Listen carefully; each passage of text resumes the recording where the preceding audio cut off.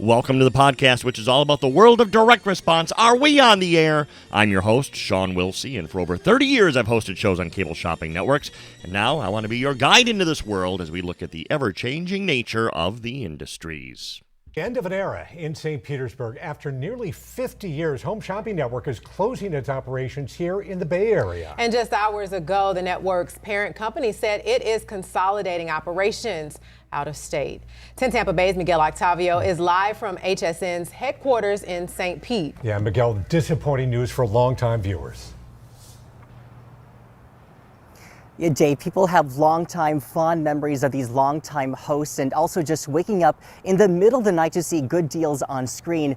The magic happened right here in St. Pete at HSN's broadcasting facilities. But because of this move, a company spokesperson did confirm some jobs this year will be eliminated. What you're listening to is surprising yet not surprising audio from Channel 10, WTSP in Tampa of the closing of the HSN campus in Tampa, St. Pete. Standing by the way, Aaron Kessler from ShopHQ, so we're going to be chatting with him about ShopHQ, which, as of the time of this recording, is about 2 weeks away from shutting down their television operation. But this is the news that broke last week, January 29th, again, as of the time of this recording, that Qurate, the parent company, they're the owners of QVC and HSN, is going to shut down the operations in Florida. Now, a lot of people have been totally shocked by this. I guess I'm shocked it didn't happen sooner. I've long wondered why, since they have so much duplication in what they're doing, that they didn't move everything to Pennsylvania a little bit sooner, just to save money. Let's continue with this audio of this reporter who is standing outside of the HSN campus in St. Pete. Brenda Armentero still remembers It was really fun. the dazzling display of options to choose from when watching the Home Shopping Network. To this day, my mom still have a purse, but Wednesday, parent company Qurate Retail Group announced it's closing its St. Pete campus for good this year after 47 years in Florida. Pretty iconic. The company plans to consolidate HSN and one's competitor, Quality Value Convenience, or QVC. HSN production will move to Studio Park in Westchester, Pennsylvania, where QVC operates. I don't have a lot. By the way, and I'll back up that audio just a little bit here in a second. A couple months ago, QVC had announced, or Qurate had announced, that Studio Park was going to be broken up into different segments so that they could do more live streaming. They could do more social media. So all of these studios, which I've said forever, they don't need. As I've said, you can do QVC from a garage with a green screen or a big video wall. They're finally going to divide that up into smaller sections so that, yes, they can still do the live broadcast. Now I'm assuming there's going to be a studio for HSN. And in a couple weeks' time, by the way, we're going to have a little reminiscence about the HSN campus and what it was like and how it came to be, but that's down the road.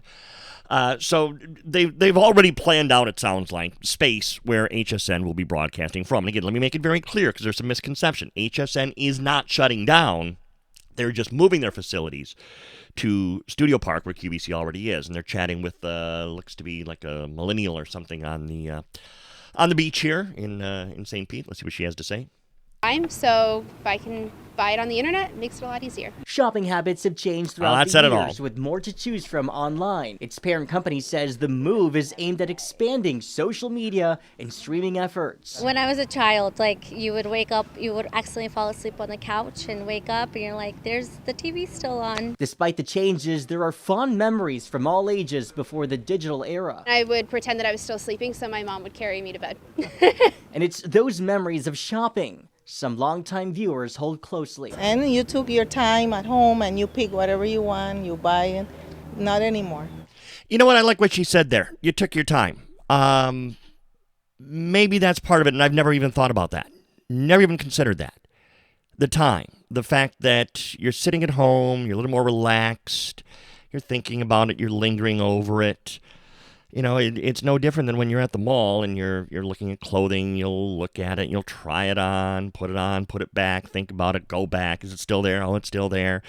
So maybe there was a little bit more of a leisurely pace to it When you're on the internet, it's okay. I need a white dress shirt. I go on, I know my size, click, click, click, and I'm done. I'm not lingering over it as much. So that woman might have hit onto something. We're in a different day and age. We're not lingering over things, not thinking about things like we used to. You watch a video on TikTok, it's 20 seconds. We're done. We're moving on to the next one. Seriously, the first time I've heard that part of the audio, I never played this all the way that far through. She might have been onto something there. Back to the reporter. Now, to be clear, HSN will still be on the air, but by the end of the year, a spokesperson added, expect some of that live production to take place in Pennsylvania. Some jobs will be cut, some will be relocated, others will be also remote. All employees are expected to hear about how this move will impact their jobs by the end of March. Live in St. Pete, Miguel Octavio, 10 Tampa Bay.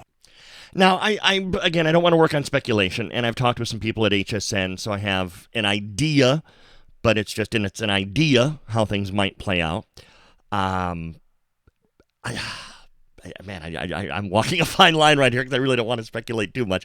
I don't necessarily see all of the hosts wanting to relocate, especially some that have been living in Florida for decades. Their homes, their livelihoods are there, they're late in their career. They're going to want to pick up and move to snowy Pennsylvania from beachfront property in Florida. I wouldn't. I don't know. Maybe they love snow. Maybe they will. So I think it's going to be interesting how it plays out. I do know, again, it's rumor, but it's very good rumor that a lot of the jobs... Let me put it this way, because I asked one of the hosts there. I just said, how are things going? And the response from this host was a lot of tears. I think, unfortunately, that sums it up very well. So we will see. It's too early to tell. No moving truck is pulled up yet. And again, in a couple weeks' time, we're going to do a full show about the HSN campus, what it's like, because it's hard to imagine. It's a series of low-rise buildings and then the tower. I've been there a couple times, and it's a lot of real estate. What's going to happen to the real estate? It's going to be hard to repurpose, I think. I think the land is going to be worth a hell of a lot of money, so we'll see how that plays out. But it is going to be very, very interesting to see. There will be loss of jobs. I mean, that's a given, and that's the saddest part of all of this. From a business standpoint, I understand Qurate wanting to do this because, like I said at the outset, I'm honestly a little shocked that it didn't happen sooner because there is so much duplication between what goes on the HSN campus and up in Pennsylvania. So I understand it. And again, as a shareholder whose stock is worthless, thank you very much, I understand why they're doing it. But my heart breaks because I know, not as many as I used to because a lot have since left, but I still know so many good people at HSN. And for that, my heart breaks. So it is a sad turn of events no matter what. I am very excited to have Aaron Kessler joining me today, a truly versatile host who has a unique ability to connect with his audience and guests while sharing expert insights across all product categories. Known for his deep knowledge in luxury goods and prestige skincare, Aaron is the face of the popular weekly beauty show Wake Up Beauty, and he also co-hosted the top-viewed Wake Up in Style for 2 years, making him a true authority in the world of beauty and lifestyle. Aaron, it is great to have you joining me today.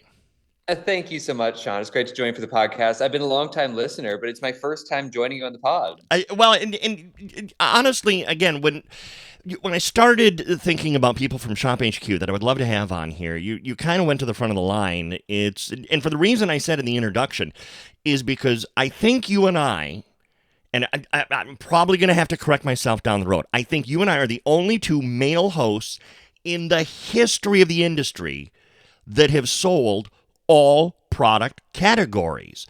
I've done handbags. I've done fashion. Yes. Men traditionally don't do that. I've done skincare. I've done electronics. I've done watches. You just started exploding in watches just over the past year or so. Thank you. Well, I found an immediate attraction to it. It's something I hadn't done until probably about a year and a half ago or so. I love anything you can go deep in, something with technical knowledge, something with story, something with a lot of history behind it. But I started originally with luxury accessories and still remains one of my favorite categories. Skincare, of course, out of everything, though. Oh, Manuela Marchesani with Isomers. Yeah. It is one of my absolute favorite things to present at the network is beauty. For anyone hearing that, she was just on the past show, so go check it out. That was the second time, actually, that I've interviewed her. She is amazing. Since you mentioned the luxury part of things. Wasn't that how you started at ShopHQ? It is now going on about 6 years ago now. And I always call Wow. it the best job I never knew I'd have, right? Like I actually before Shop HQ, I was behind the camera. I did photography, social media. So I created multimedia marketing plans for small businesses. I would do photography, video, email marketing, everything in that direction. And it was actually through Brian Kessler, his old boss, reached out and said they need a local luxury expert. So she asked a couple of times. I said no a couple of times. And then finally, she got me in for an audition. And it was something, the immediate time when that camera turns on for the first time, that red light went on, it just felt like the best rush, the most fun thing in the world. So it all started with sunglasses, then it moved to fragrances, luxury handbags, and from there, I guess the rest you could say is history. Who was the first host you worked with? Christine Quanley. Actually, I had two hosts the first day. Yes, she was my first show Oh, ever. love her. Christine. She was so fantastic. Just one of those people, it's like a warm light. It Yeah. feels like July sunlight. And then my second show, same day, was Daniel Green. So we had two shows. And we sold out of all the products. We had nothing else to sell. It was two and two only. Christine, most people don't know this. She started actually as my visual stylist back at Are you Shop serious? NBC. Seriously, I have pictures of me doing an Invicta watch show, and I don't even know why I had my camera on set. This was before iPhones, but I had my digital camera with me, and I've got a picture of her setting up an Invicta watch in front of me. I'll post it on social if I can remember to do that, because she is an amazing person. And we were just, before we started recording this, chatting about how I love it when good things happen to nice people, and she's a good example of a really genuinely nice person. One of the things, for those that don't know, Aaron and I, our paths never crossed at the network. I left when it was still Shop NBC back in 2012. Aaron, when did you say you joined 6 years ago? So I was about the end of 2018 into 2019. Okay, so I was long gone by then, and that's one of the reasons I wanted his take on what it's like there now versus when I was there, because I saw the network evolve probably a half dozen times in the time I was there. In these past 6 years, it's because Shop HQ was the last of the big three, quote unquote. QVC, HSN, Shop HQ. What really made Shop HQ unique? What made it different? Well, I would say, and I got this from Lynn Shocker years ago. We were on a show together, and she said it's one of the last boutique experiences for home shopping. It gives you the high-end put. product, luxury goods. It Yeah. gives you that personal connection. And the presentation, too, it felt luxury. And she was a great example of somebody who really epitomized that and maintained it. But I would say that was the thing that always resounded with me is you get that experience. You get to, so you think of a luxury store, it's a security guard, it's the ropes out front. We get to do away with all of that, make luxury affordable, make it approachable. And that's something I always prided myself on from the very beginning. I'm like, no matter what your budget is, no matter where you're coming from in relation to luxury, you feel welcome. You feel like it's something you can enjoy reasonably and guilt-free. Like that was from sunglasses to fragrances to whatever I was presenting. That was one of my biggest prides was everyone felt welcome to the conversation of luxury from the very beginning. And I think the hosts all kind of had that approach that they knew that what they were presenting was special and gave it the appropriate presentation. Always. Yes, always. It's the right touch. It's the right stage for that product to stand on.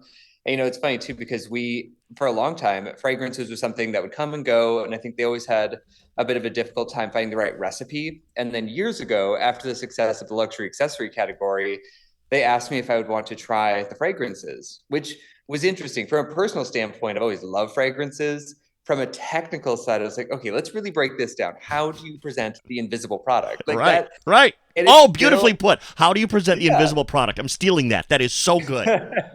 It's pure storytelling too, like the vocabulary, painting the picture. To me, you have the idea of what it is, and you have an experience there that you can translate. But I'm like, it's one where you have to rely on like the deepest pool of words and emotions and storytelling. Take me on that full journey, and it still remains to this day, along with beauty and skincare, one of my favorite things to present, because every single time you have it, it's a different experience. A Tuesday versus a Saturday night fragrance. It's such a defining moment for me to go into this thing. I'm like, it's invisible. We don't have smell-o-vision. You're not staying there with me experiencing it, but how do I take you on that journey? So you at home as the viewer, it's like I know exactly what I'm getting with the hardest thing to translate through words. And I think, honestly, that's one of the things that makes you so good is that you have that ability, because you said it, it's storytelling, but when you have the invisible product, God, that is so brilliant. You're trying to convey something. One of the challenges of the industry has always been, well, with fashion, you can't feel it. So you have to find a way to explain the texture, the hand on something. And now when you get into fragrance, that goes to a whole nother level. It's like, how do you describe the senses, the aromas that are in it? And so that is a beautiful job that you do with that. One thing I've never, because I've honestly, you were the outside of when I had Bob Circosta on my first season about 4 or 5 years ago, I've never had a host on. And so it just dawned on me today, I've never actually asked, take me into the day of a host. So you've got a show, you're working, because a lot of people that are listening to this are viewers of the show. They don't know. They think, oh, he goes to work for 3 hours, that's it. Let's clear that up. What is a day like for you?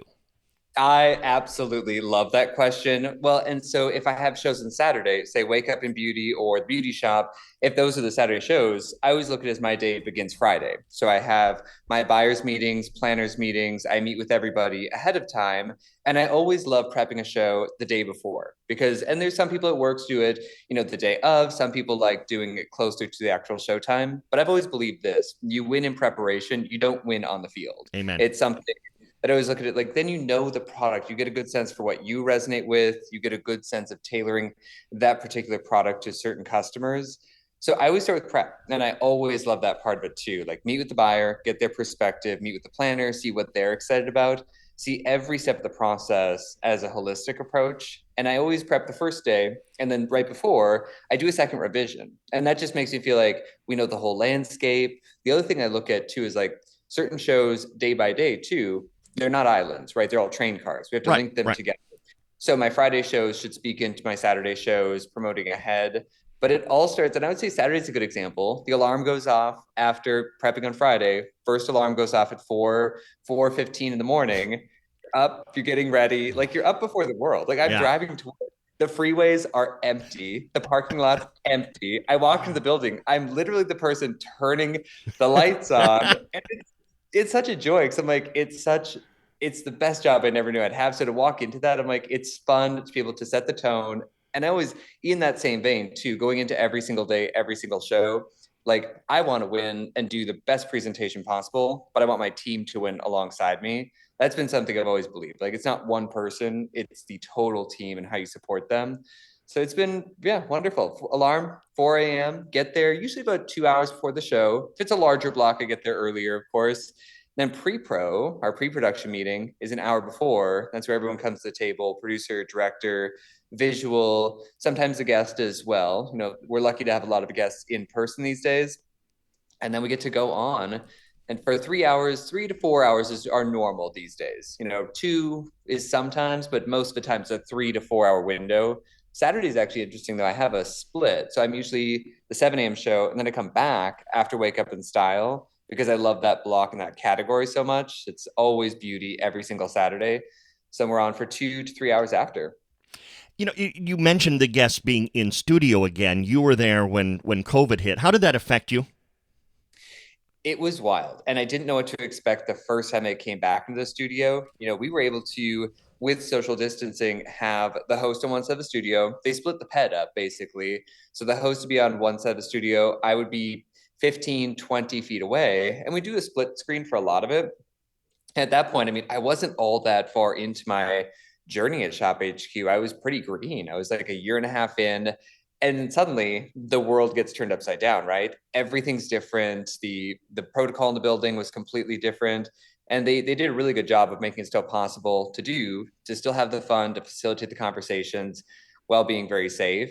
But it was such a large chunk of time there where it's like, I knew what it was before, and then that became the new normal. But then we finally got to go back to the same table. I'm like, oh, it feels so good to be so close in the conversation, feed off that energy. Like that was a bit of a shift, but I'm really happy to be back where we are and have people standing side by side. It feels really wonderful. It makes a huge difference. And I think that the viewer and the customer appreciates having someone that is there. I've said many times, people are buying 85-inch TVs these days. You don't want to see cell phone video on your 85-inch television. You want something that's in good quality.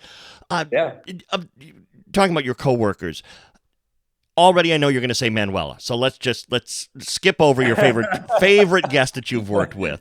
Who else do you have just great memories of working with? Oh, well, that I would say depends on the category, right? Thinking Good back point. to Mackenzie Childs, those were some of my initial, like, when my first host blocks came up, Mackenzie Childs was a big part of that. I think home was one of my categories. It comes very naturally. I love, creating beautiful spaces with beautiful objects. So through that, Kathy Norton became one of my favorites. Great one. Always plays, always great energy, always brings the right attitude to every single presentation. You can never tell if she's having a down day. Nobody knows about it except for her, which I respect. I'm like, that is so professional. She's so fun. From a fashion perspective, I think, and this is going all the way back, we're turning back to like the beginning of my career there. When Allie Krings came on for the first time, she and I, similar stages of life, immediate chemistry. She and I on fashion, such a blast. Erin Newberg, of course, I really love and adore, and I look up to her in a lot of ways too. But yeah, there's a lot of different, and Lynn Chakra, I will say, like, in my entire career, she and I get us in the studio together, any product, we're co-hosting it together. There's like a buzz, there's an energy, there's such a spark with her that I love her so much. You mentioned any product, and this goes back to the fact that I think, again, someone will correct me. I guarantee a listener will correct me if I'm wrong. I think you and I are the only two that have done every product category. When you started this job, did you ever see yourself as the watch expert? Did you ever see yourself doing those shows? In the beginning, no. I always looked at it with fascination, though, because it was the furthest thing from what I had knowledge in. And again, I love something I can learn a lot about, something that has depth and story and a lot of technicality to it. So it was always something I looked at with a certain reverence. I mean, I would go by those studios. I would watch, Ryan Johnson, Justin Zimmer, Heather Hall, Daniel Green. You'd watch them in an Invicta show. I'm like, this is something so different and so far from my experience from where I started. But I actually found some of the most unexpected joy there, because I learned every single show. Like Constantine Weiss was my last show most recently on air. So to go into that and just listen, to set the conversation up right and hear from the makers, from the designers, from the founders of those companies, I have a lot of respect, because it is such an art form in a way, whether it's painting or sculpture or horology. I look at something like that and I'm like, God, there is so much, there's a lifetime of collecting for a reason there. So I have found such an affinity for it. Yeah. And out of all of them, that was one I had the most, I'd say, trepidation to do, certainly, sure, because there's so much technicality and you want to provide the best presentation possible, but it's through study. I really, from a formal training standpoint, received very little. And that's not to anyone's, discredit, right, but I've always been a self-study. So I watch the other networks, I study the other hosts, I have pages running, and this has been every single day for years. I watch at least an hour of home shopping from a variety of networks. USPs, CTAs, how do they talk about the product? How do you situate the product? How do you create the highs and the lows? So it's been really through self-study that I've garnered the most lessons from it. USP, for those that don't know, is a unique selling point, and CTA is a call to action. They're terms that are very common in the industry, and sometimes we just throw these things out and assume everybody knows what we're talking about, so I just want to explain that. No, and I think that's what makes you such a strong host, is because I was cut from the same cloth, is basically my interview or my audition was at a conference hall at the Radisson South, and then they called me, put me on air for, I don't know, 90 minutes or whatever it was, with Charla, of all people. Imagine your first day on the air. Yeah, I mean, you're thrown out there with Charla. Oh, love her. And they offered me the job. It's like, oh, okay, so there's no training program, nothing. It's just, we were literally just starting up. We weren't even on cable yet. We were just on satellite. And so I also appreciate the self-study, because you have to learn all of these things. You have to become an expert in these. And this is the sink or swim part of the job. And this is where you swim, Aaron, and others sink, because they don't take it upon themselves to learn these things. And I think that's to the detriment of the industry. There was a host I worked with at ShopNBC. She's no longer in the industry, still won't say her name, but she found out one day she was not going to have a guest, and she literally said, I can't go on air. If there's no guest, I can't do the show. That's just, it's like they became that reliant on having an expert out there, and you need to be prepared to be that expert. And it sounds like you really take the time to become that expert no matter what it is. Well, I pride myself on it too. I think coming from both perspectives, starting as a guest and then becoming a host. So I've spent sort of a 50-50 in terms of time over my years at ShopHQ in both roles. But I will say I prep as a host going into a show and going into a game plan, say if there is a reason why the guest isn't able to go, let's go. The show still goes on. I always believe that, and I always want that to be the case. So I prep actually both sides. I prep as the host, and then I prep from the other side to know both perspectives. I know my questions. I also want to know the answers, and it's really good. Like when you get a strong guest and you can play and volley, I've always equated to this, right? Like the best analogy I can say is like most people know the sandbox, right? Most people know their sandbox, they're comfortable there. But have you explored the rest of the playground? There is so much depth and diversity and directions that you can go. Take the same product, present it 100 times, give me 100 different presentations that are all equally as interesting, equally as entertaining. Like that is something to this day that I've found so much joy. But I think it's probably the affinity, right? Like I get into what it is, I get into the customer experience, I get into the fact that like I want you to be very happy with this product and experience, because it's not just a transaction to me, it's a relationship, it's your integrity, it's going into these presentations, whether it's watches or earrings or skincare. I want you to get home and be even more thrilled, but to be so excited, know all the technicals, like here's why I want you to have this product in your life and the difference it's going to make, but then I want to exceed that. I don't want to disappoint you. And that's been something I've really tried to do through every show, category, presentation. But yeah, that's the guest versus hosting is something funny because they've asked recently, are you okay doing solo shows? I'm like, of course. I can't do that for 4 hours at a time. Right. But am I okay with that? Absolutely. I've done watches solo. I've done fragrances solo, usually about an hour or so at a time. And when I do it, I'm like, this is fun. It's a lot of talking, but it's very fun. Yeah. And people wonder why I don't do a video version of this podcast. Like, listen, you see enough of my mug on television. You don't need to be seeing it when I'm at home recording this. So, no, there's plenty of time to be seeing me. And I think one of the things that was great about ShopHQ is that your hands weren't tied. They get so formatted at some of the networks and they tried to do that to us at Shop NBC, and that's when I started to realize, okay, I'm not sure that this is right for me, because you had to do everything a certain way every single time in order. And it sounds like at ShopHQ they took those handcuffs off and said, do what you do what is representative of you and your personality and your skill level. Yes, absolutely. And I also believe that's in brand building too. I feel like you should have a lot of different hosts with a lot of different perspectives, and that gives each customer the reason to build a relationship with them, right? Like I'm not an expert at electronics, but I am an expert in other things. So I want you to be able to come to those. And I love certain categories. We don't do all categories right now. Electronics is probably a good example of something I've done less of over time. But to have that experience and to be able to make it your own, right? Like to have more of a blank slate to play. And that's the other thing. Like we're not just watching for a product presentation. We're watching for community, for conversation, for connection. If you're watching at home and you just tuned in for the fun of it, I am so happy to hear that, and I hope you tune in over and over and over. It's not just one show on its own. Like I want a relationship with you through the TV. That's something it's so special. And it's something that I think we forget how much it means to customers to be able to make that, name by name connection, show by show. It's something I love. Aaron, you are so fantastic. I don't want to end this just yet. We're going to continue this on the next podcast. So if nobody minds, we'll just pause for now and we will pick this up the next time that we gather together here for Are We On the Air? Listen, please subscribe wherever you get your podcasts. Apple Podcasts, Spotify, the two main ways. That way you never miss a show. Plus, you can listen to the archive of past shows. I hope you'll check me out on Twitter, Facebook, and YouTube at Sean Wilsey, my full name, one word, and on Instagram at SWilsey. Thank you for downloading this edition of Are We On the Air? We will continue with Aaron Kessler on the next show. Yes, I know, Travis. That's why we give such bargains. Copyright 2025, King Bobby Productions, all rights reserved.